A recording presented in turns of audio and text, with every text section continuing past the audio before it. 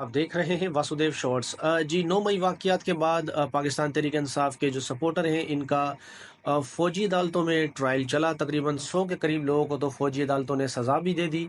उसके अलावा अब ये सवाल उठा कि भई फ़ौजी अदालतों में सिविलियन का ट्रायल हो सकता है या नहीं?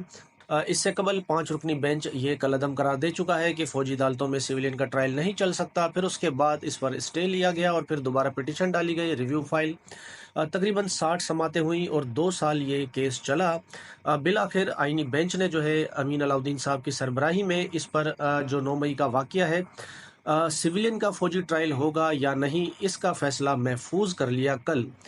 अब इसी हफ्ते आईनी अदालत की जानिब से बताया गया है कि फ़ैसला जारी कर दिया जाएगा। समातें तो हुई, लोगों को सुना गया, जिरा हुई, लंबे लंबे दलाइल दिए गए। कल यानी जब क्लोजिंग रिमार्क्स थे तो इस पर नईम अख्तर अगवान साहब जो जज हैं आईनी बेंच के, उन्होंने कहा कि 9 मई के ऊपर जब बातचीत होगी, सवालात उठाए जाएंगे, तो फिर जब सवाल उठेंगे तो शायद इसका कोई जवाब ना दे सके। और उसके अलावा मुसरत हिलाली साहिबा है, जज साहब हैं, इन्होंने कहा कि कोर कमांडर हाउस का जो गेट है वो अंदर से खुला था या पहले से खुला हुआ था। अगर दरवाज़ा तोड़ के कोई गया है तो कोई एक बात है, और अगर अंदर से खुला हुआ है तो फिर ये सब मिली भगत है। लेकिन मिलियन डॉलर क्वेश्चन यही है, आईनी अदालत या कोई भी अदालत सिविलियन का ट्रायल फौजी अदालतों में जायज़ करार नहीं दे सकती। लेकिन देखते हैं कि अब इसका फैसला क्या आएगा, इसका इंतज़ार रहेगा।